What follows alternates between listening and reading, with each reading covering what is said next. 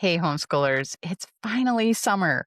And if you're like me, you were looking forward to the break. You can set aside the core curriculum, stay off screens for kids' courses, and relax instead of running to activities. But instead of a true vacation, you already find yourself dealing with more sibling conflict, more whining, and more emotional outbursts. Why is that? And what can you do about it? That's what we'll discuss in this episode of the Homeschool Sanity Show. I'm your host, Dr. Melanie Wilson, clinical psychologist turned homeschool mom of 6 graduates. I help homeschoolers have less frustration and more confidence in their homeschooling. For many years, I missed the true opportunity of summer. I thought it was a break from teaching. Instead, it was a chance to change the focus of my teaching. Summer shines light on frustrations that were below the surface during the school year, a lack of friendships. So, if your kids have plenty of friend interaction time during the school year when you go to PE classes and co op and sports, and now suddenly those activities are taking a break for the summer, your child may feel a sense of loss in that friendship time, the opportunity to hang out with friends. And then if you try to contact those couple of friends that your child really enjoyed, they may be busy with family trips or summer sports that they weren't participating in, that your child doesn't participate in. It can cause a frustration in your summer. I experienced this myself. My kids were in a home based co op. I've talked about this many times. And we would meet weekly with our homeschooling friends, and my kids absolutely loved it. When summer rolled around, my kids didn't have those regular get togethers with their friends, and they quickly grew bored. And I noticed that at least one of my sons didn't have many friendships of his own. So I felt like I was including him in my other son's friend activities when we did have them. And I wished that he had more friends that he could invite to do things that he could get together with during the summer. And so a summer break can really point out a lack of friendships that even you and your kids have.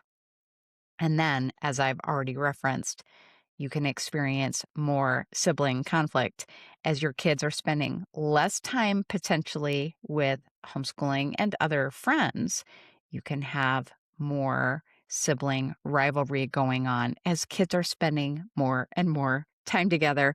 And the conflicts, the personality rubs, if you will, are really evident in the summer. And you are having a harder time with it because you are not distracted from the relationships, from being with your kids together all the time, potentially in the summer. Now, maybe your summer has plenty of activities. Mine often did not. We were taking a break from many of the sports. We had some sports, we had softball and baseball, but that was really about it. And so my kids spent lots and lots of time together. And the more time together we have, the more those conflicts can come to the surface.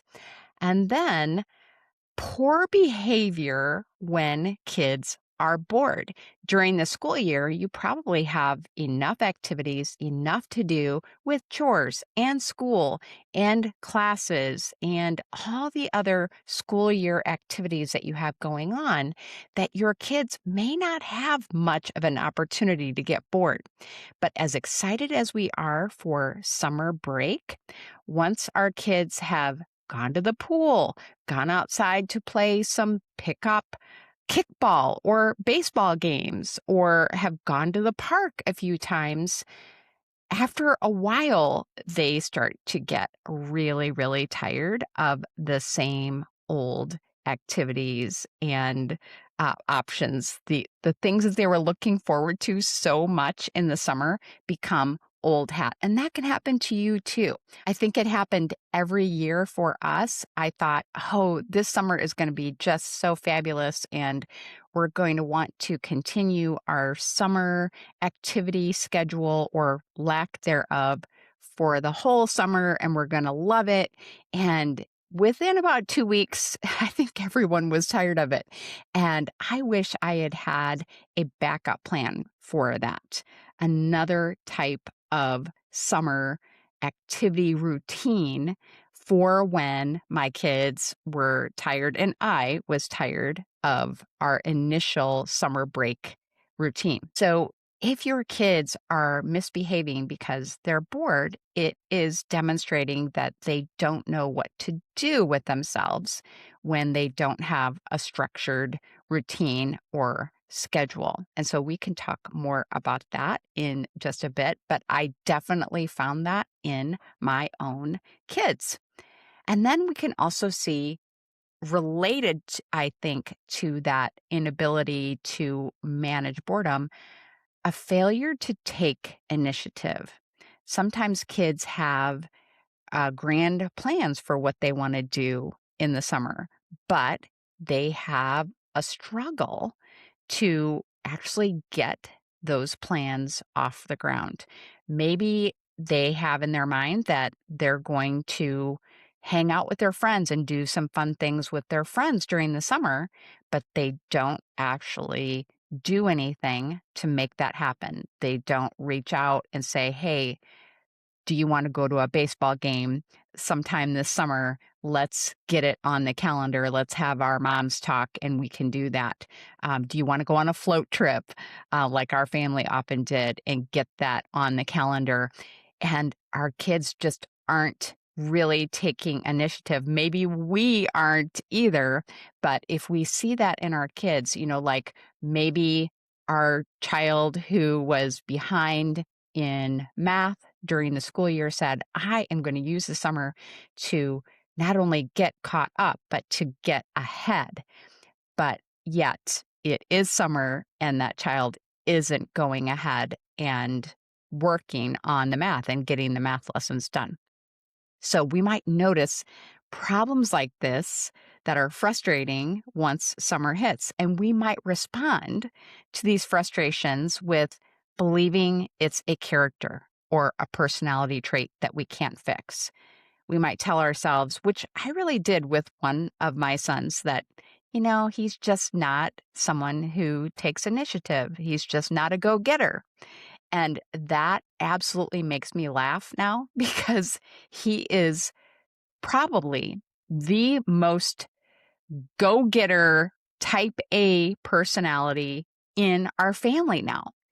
But when he was a kid, and certainly during the summer as well, it looked like he was a couch potato type. So believing that our child is just lazy, our child is just a troublemaker, that kind of thinking doesn't serve us very well because then we don't take any steps to improve what is frustrating in our family. Then we might believe that homeschooling itself is the problem. So, we might say to ourselves, if my kids weren't homeschooled, they would have all kinds of friends to hang out with during the summer.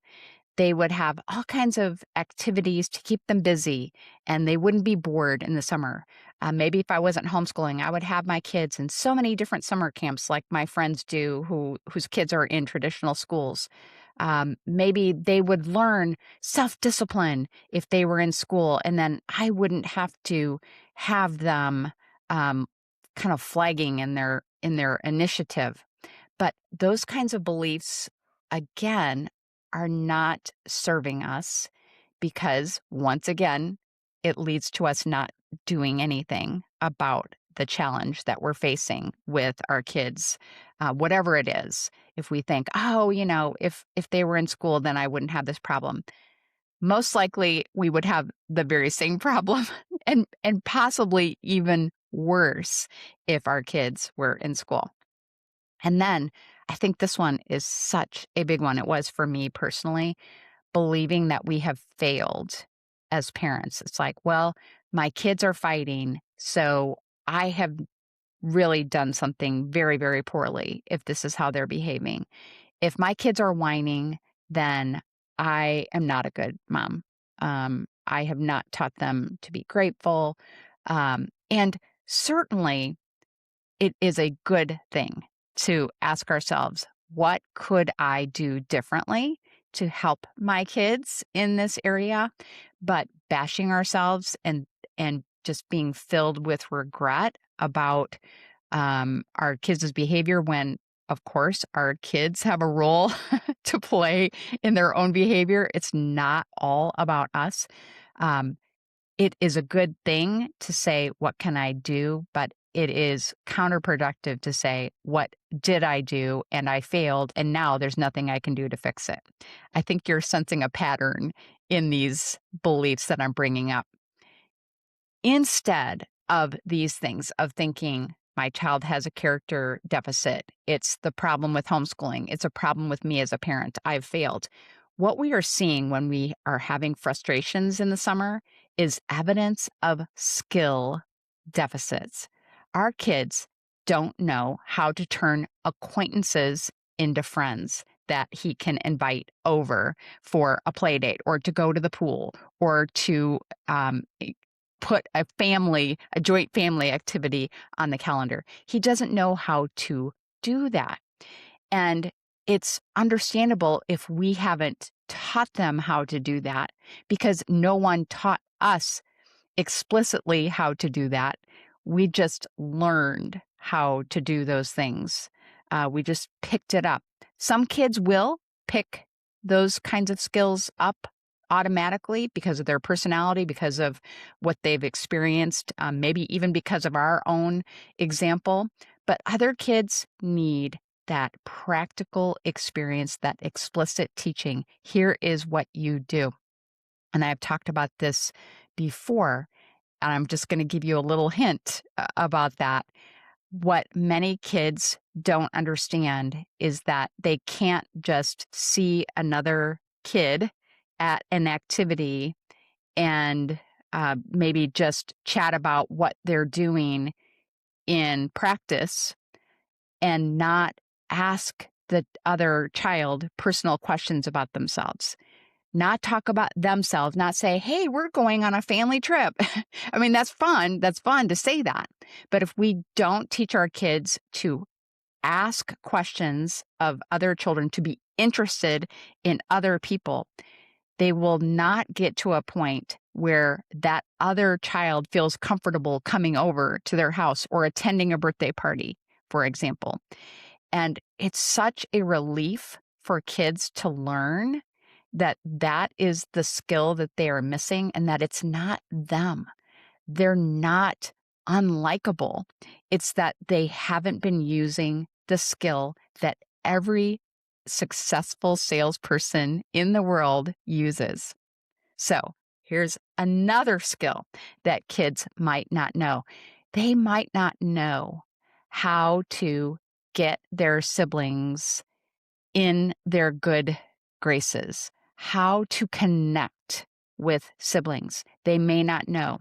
I had a child who was very upset that his two older brothers were close and did everything together. Part of that was because they were older than he was, and he was the younger child who wasn't able to do everything that they could do. But because he felt left out and rejected, what he would do as a strategy is annoy and aggravate, especially the oldest brother. And of course, that made the oldest brother want to reject him even more. And so what he did not understand is that he could have given his older brother and his middle brother compliments, he could have been very positive. He could have been very specific in his compliments. And we all like to spend time with people who not only ask us about ourselves, but who give us legitimate, specific compliments. So that is just one way that we can teach our kids how to connect with their siblings. Another skill that our child might not have is how to manage boredom and how to use that boredom for creative fun, for newness, to get that dopamine hit that we're all searching for. I have spoken before about the fact that I was very, very bored as a child. I lived on a farm, and so I was not in a neighborhood at a particular time in my childhood, so I didn't have friends that I could just walk over to their houses and play, and I wasn't in any summer camps, that kinda thing, and that boredom, I believe, is what turned me into a writer. It turned me into a creative person. I would invent these mysteries to solve that involved animals on our farm. I spent a lot of time writing. I spent a lot of time in nature. I spent a lot of time singing. um, all of those things, I think, developed from my experience of boredom. And I'm not telling you anything that you don't already know. And that is that in our culture, boredom is something that we rarely experience because the moment that we do, we turn to the screen. We as adults, we get on our phones. Kids may want to go to an iPad, go to the computer, even playing educational games, doing video games, watching shows. And I believe there is a place for that. But when we never truly allow ourselves to experience boredom without putting the salve of screen time on it, then our kids miss out on so much creative fun. One of the things that I absolutely loved that my son did, it wasn't actually during the summer, but it might have been in the afternoons when I would give my kids more of an unschooling time. He started creating paper crafts. He would make things like an entire costume. He made an Iron Man costume out of paper, and then he recorded it on video and was putting that on YouTube. If he had not been bored, he never would have done something like that, and I thought it was such a great experience for him. Kids also don't know how to take initiative in doing things like chores unless we explicitly teach them, this is what you can do. I experienced a problem with my kids not taking items that I put in a basket at the bottom of our stairs, taking that basket upstairs and emptying it. Even just taking it upstairs, they wouldn't they wouldn't do that either. Well, I had not trained them, taught them specifically to do that. And the way to teach is to make the new skill rewarding. So, what I could have done is to say, every time you see something in the basket cannot be empty, but every time you see something in the basket and you take it upstairs, come to me and I will give you a reward. I could have given them 50 cents. I could have given them some kind of a token that they could build up the tokens and use it for things that they wanted, like a special snack, extra screen time, staying up late, that kind of thing. What we tend to do as parents is think, well, you just should notice and take the basket up. You should just take initiative. But if we don't break it down for kids and teach them that skill and show them initially, see what I did there? Initially, that this skill is a rewarding skill to have, then they will not do what we would like and actually plan things out. And sometimes kids need help in the planning process. So they might be overwhelmed at the thought of really getting ahead in their math. And so you could sit down with them and say, how far do you want to be in your math book at the end of the summer? Okay, now let's take a look at how many days you actually have to do this math work. So we would remove any vacations, any holidays, any days where they're going to be playing sports, spending a lot of time doing that. And then you have your set number of days that they could reasonably commit to working on the math and maybe even the number of hours that each math lesson would take. Maybe it's a 30-minute math lesson, for example. Then you divide and you say, okay, so if you want to achieve this goal, you need to be working on math Monday, Wednesday, Friday on all of our non-vacation weeks, and you need to do math at least an hour a day or at least a half hour a day. And that suddenly, that clarity helps kids to take initiative, and it helps us as well. Summer is the perfect opportunity to teach these skills. You should have more rest and more fun as a result. Because kids need to learn the skills that prevent frustration, I created Training Aliens.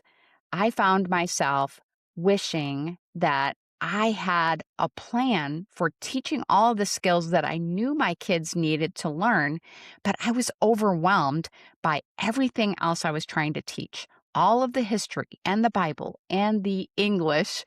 And I didn't have that plan, and I hadn't taken the time to make lessons that were engaging and fun for kids.